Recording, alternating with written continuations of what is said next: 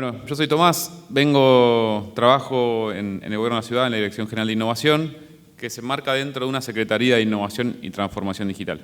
Y lo que hacemos en esa Secretaría, o nuestro rol dentro del Gobierno, es impulsar la innovación dentro del Gobierno, ¿no? Y de eso les vengo a hablar en este rato que tengo, ¿no? Tal vez recién lo que nos costaba Alejandro iba más en la perspectiva de gobierno impulsando la innovación en el país y hacia el desarrollo económico, y en mi caso es hablar más desde la experiencia y desde lo que trabajamos, cómo gobierno impulsa la innovación dentro del gobierno, ¿no?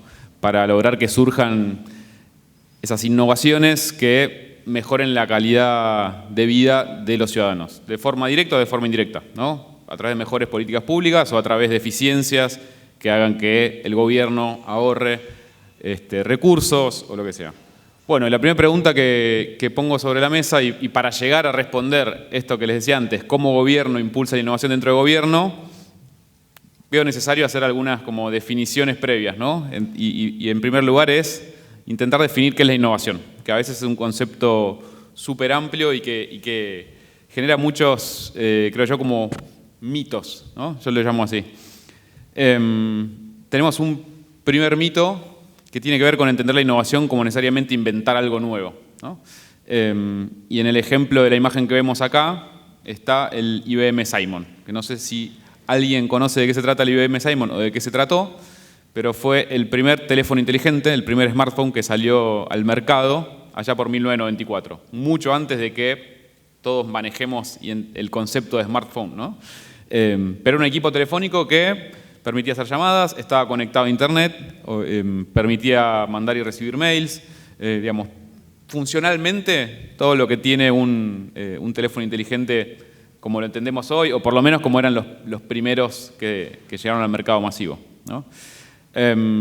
Ahora, ¿qué pasó con el IBM Simon allá por 1994? Fue un fracaso, ¿no? Cuando salió al mercado no vendió casi nada y lo terminaron discontinuando. Y había tenía algunos problemas importantes. Tenía una batería que no duraba nada, era un artefacto muy grandote, muy poco práctico para utilizar, para llevar en un bolsillo, y otra serie de cosas que hacían que los usuarios básicamente no lo adoptaron, ¿no? Les sirvió. Y eso me lleva a otra segunda posible definición, que es también, creo yo, una definición incompleta o un segundo mito, ¿no? Sobre lo que entendemos por innovación, que es crear algo revolucionario, ¿no? Si los inventores del IBM Simon inventaron algo nuevo, Steve Jobs, Apple, cuando crean el primer iPhone y lo lanzan al mercado, no crean algo nuevo, pero sí crean algo revolucionario. ¿Por qué? Porque esa novedad que ya se había creado antes, la mejoraron y pudieron hacer que salga al mercado y que realmente tenga un impacto enorme, ¿no? Que básicamente transformó la telefonía celular y el mundo de la computación, incluso si se quiere, tal y como se conocía hasta entonces. Diferencias entre el IBM Simon y el iPhone hasta ahí, básicamente de diseño, ¿sí? El iPhone resolvía problemas que el IBM Simon no. El iPhone tenía una estética agradable, tenía una batería duradera, era fácil de usar para el usuario, fácil de entender, digamos, un montón de cosas que hicieron que al mismo invento tecnológico, entre comillas, la adopción y el impacto sea mucho mayor. Pero de vuelta, como les cuento acá, creo que estas son definiciones incompletas de innovación, ¿no? Y si vamos a cómo define la Real Academia Española el concepto de innovación, habla de alterar algo introduciendo novedades. Y entonces ahí es donde a mí me gusta usar el ejemplo de la chocotorta en vaso, ¿sí? La chocotorta en vaso no tiene ningún componente de tecnología, no hubo un invento de por medio, simplemente resolvió algo que era que cuando yo quería comer una chocotorta en el pasado, tenía que esperar a que alguien cumpla años o a que alguien prepare, ¿no? el gran postre gigante y compartirlo. Y a algún cerebro iluminado se le ocurrió que podía generarse la chocotorta en versión unitaria, ¿no? Versión para consumir, llevársela y demás. Entonces, este ejemplo a los dulceros siempre nos gusta. Entonces, esto de alterar algo introduciendo novedades, si se quiere le podemos agregar buscando un resultado mejor, ¿no? que el actual, es en definitiva lo que entendemos por innovación en un sentido amplio, ¿no? Y cuando hablamos de incentivar que el gobierno pueda innovar y pueda generar innovaciones, no se trata solo de lo primero que nos lleva al inconsciente a pensar es en tecnología, ¿no? y en nuevas tecnologías. En realidad, innovar trata, y pasa más por poder cambiar, entender qué cosas deben cambiar, dónde hay que alterar algo para introducir esas novedades que generen un resultado mejor, ¿no? Entonces, habiendo definido qué es la innovación, traigo una segunda, una repregunta sobre eso, que ahora es ¿qué es la innovación en el Estado?, ¿no? Y de vuelta, intentando responder a esta pregunta de ¿cómo hace gobierno para tratar de que surjan innovaciones dentro de gobierno? ¿O qué podemos hacer quienes estamos dentro de gobierno? Y ahí voy a una definición que dice que la innovación pública se trata de nuevas ideas que son útiles para las personas, que se implementan y que suceden, ¿sí? Entonces, el sujeto o el sustantivo ahí son las nuevas ideas, ¿sí? No son necesariamente las nuevas tecnologías.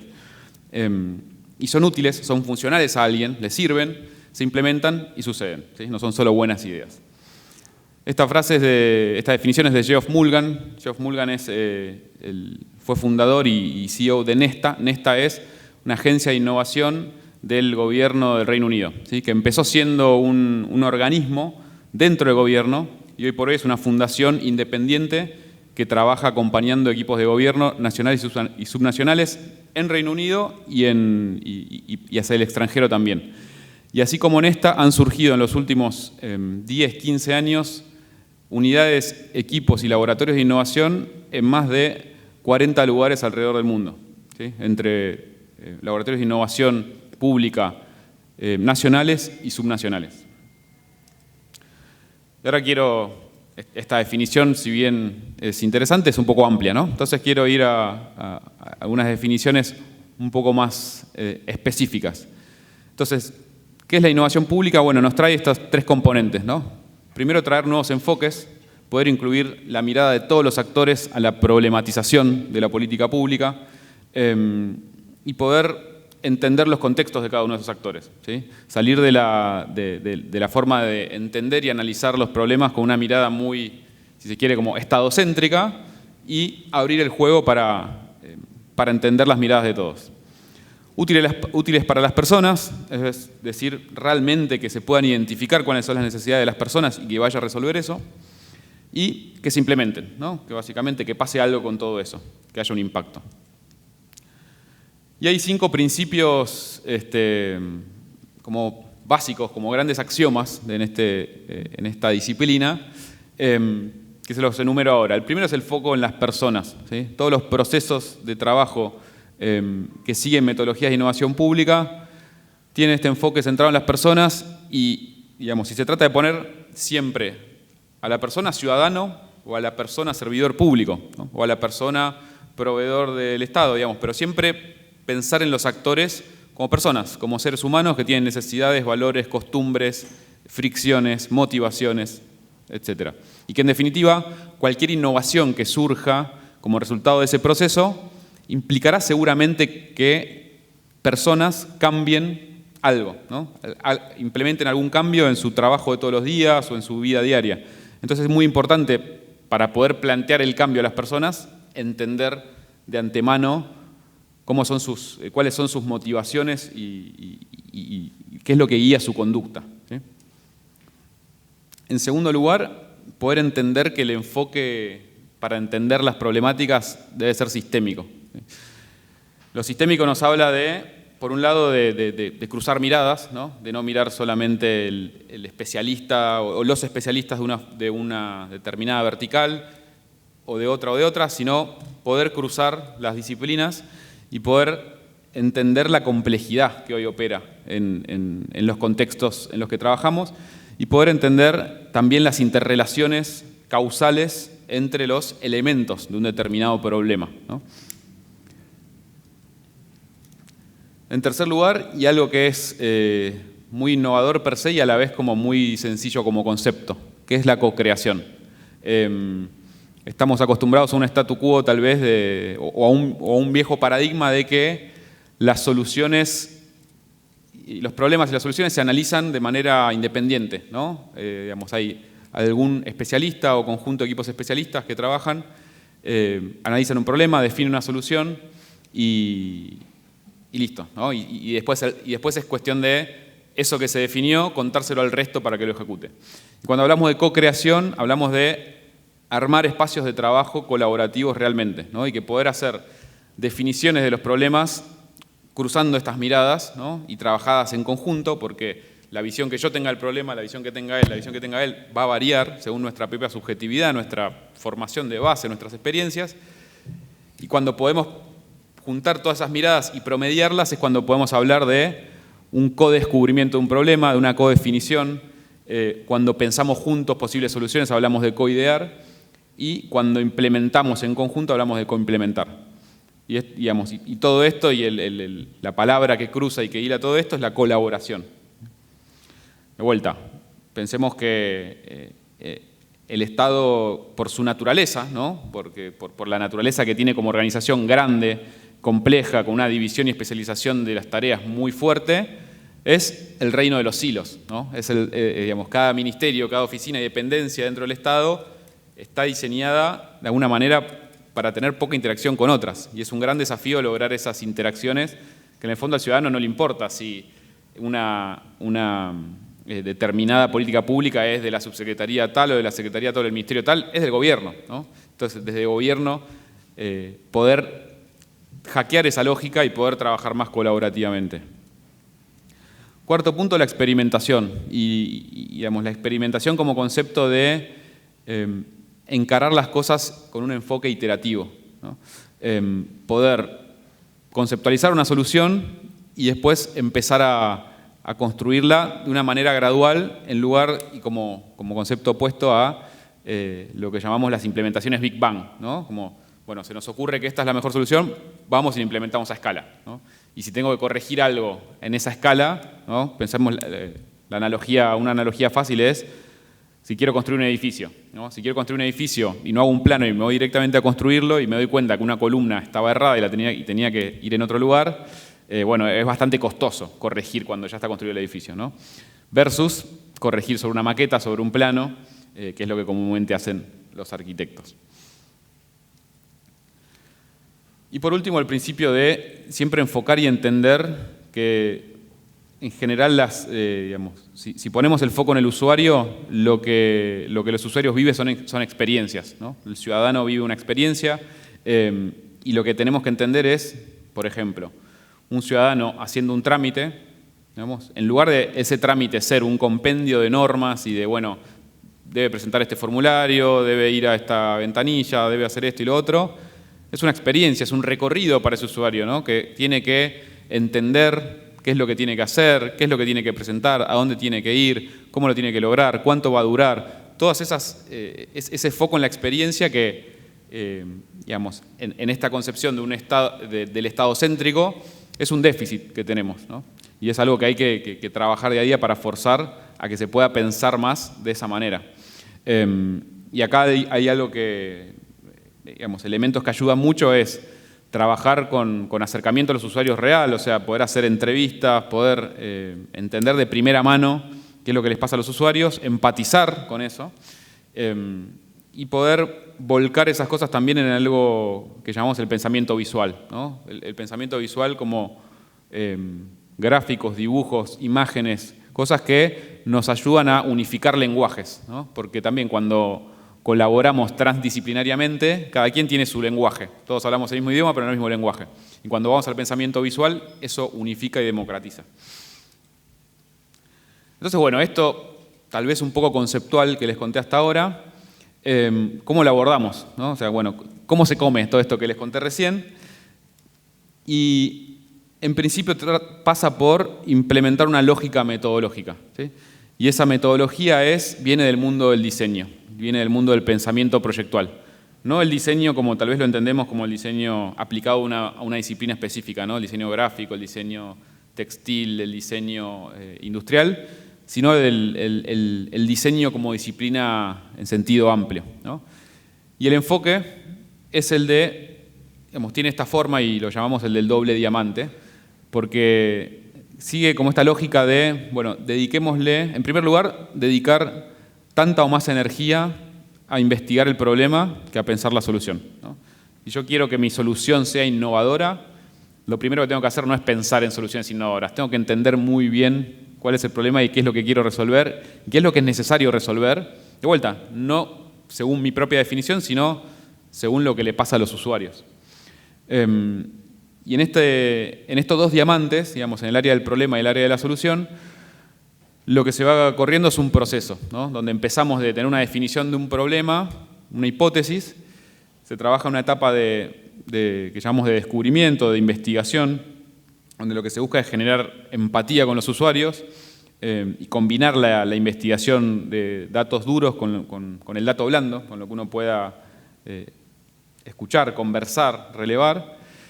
Y es una etapa de divergencia, ¿no? De abrir a posibilidades, sumergirnos en el problema como descontracturadamente. Y después pasamos a una etapa de convergencia para definir y a partir de todo lo que relevamos, realmente llegar a un diagnóstico de, bien, este es el punto de lo que se necesita resolver, ¿sí? Y en mi experiencia, digamos, yo estuve casi 2 años, bueno, 1 año y medio en el gobierno de la ciudad y antes en el gobierno nacional. Y en mi experiencia trabajando y aplicando esta metodología a problemas de política pública, básicamente en un 100% de los casos nos pasó que cuando nos sumergimos en la etapa de definición del problema, terminó modificando completamente el entendimiento del problema que como se lo entendía inicialmente, ¿no? Como que el entendimiento original del problema, sin pasar por esta etapa de investigación, hubiera llevado a una solución incorrecta y poco efectiva. Y bueno, y una vez que logramos definir, problematizar, entender bien qué es lo que tenemos que resolver, ahí sí pasamos a una etapa de ideación, de poder pensar, digamos, múltiples soluciones, múltiples ideas, de divergencia, para después poder converger en lo que llamamos un prototipo. Y el prototipo es, conceptualmente, empezar a tangibilizar las ideas en esto que le decía antes, con un enfoque gradual, ¿no? Iterativo, experimental, no de ir a construir el edificio, sino de primero ir a la maqueta, o primero al plano, después a la maqueta y después al edificio. Y si podemos antes del plano en una servilleta, mejor, ¿no? Para ir validando bien gradualmente. Traigo un conceptito que lo mencionó Alejandro en su presentación, que me parece interesante. En esta manera de abordar los problemas con un marco metodológico de innovación, también se puede recurrir a la innovación abierta, como recién contaba bien mi colega. La innovación abierta es, básicamente, uno internamente dentro del gobierno a realizar el trabajo, la etapa de análisis del problema, y después, una vez que tiene definidos esos desafíos, en lugar de pensar ideas hacia adentro del gobierno de manera endógena, abrir eso a la sociedad, ¿no? Y convocar a través de un concurso, un hackathon, lo que sea, decir, bueno, ideas para resolver este o este desafío que encontramos. Y eso, digamos, incentivarlo a través de premios económicos, becas, etc.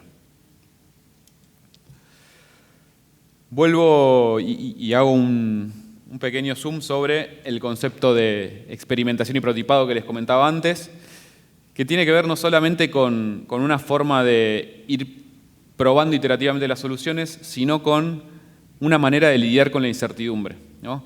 Pensemos que, bueno, en esta curva que vemos acá, nosotros tenemos una línea de tiempo, tenemos una decisión que tomar, X, y hay un impacto de tomar esa decisión a tiempo o de esperar más tiempo, ¿no? Y obviamente el conocimiento al que podemos acceder para tomar la decisión correcta, necesitamos tiempo para generar ese conocimiento, ¿no? Si lo queremos generar de manera reactiva, o más, digamos, esperar a que ese conocimiento venga a nosotros, recopilar datos, lo que sea. Y lo que nos puede pasar es que, en ese contexto de incertidumbre, el impacto de tomar alguna decisión va disminuyendo. Y el concepto de experimentación y prototipado, llevado a un lugar más amplio, nos invita a generar conocimiento de manera proactiva, ¿no? Básicamente el contexto es tan incierto que no tengo idea qué hacer, hago algo y pruebo si eso me funciona o no. Tengo una hipótesis de qué hacer, no estoy seguro, no tengo una certeza del 100%, tengo un 70%. Bueno, en vez de esperar a reunir la información de ese 30% que me falta, actúo, pero actúo con una lógica de prototipado, una lógica de experimentar, en un entorno controlado, que si estaba equivocado no pase nada, y si tenía razón, buenísimo, puedo crecer desde ahí. En algún punto esto nos lo que plantea es un cambio de paradigma, ¿no? De pensar que digamos, si yo tengo un punto de partida y quiero llegar a un determinado resultado, pensar que ese blanco que vemos ahí, en el momento que yo planifico, ¿no? En donde estoy en el punto de partida, es posible que ese resultado, si el contexto es muy dinámico y muy incierto, no se quede ahí, ¿no? Desde que planifiqué hasta que ejecuté, ese resultado probablemente se movió, ¿sí?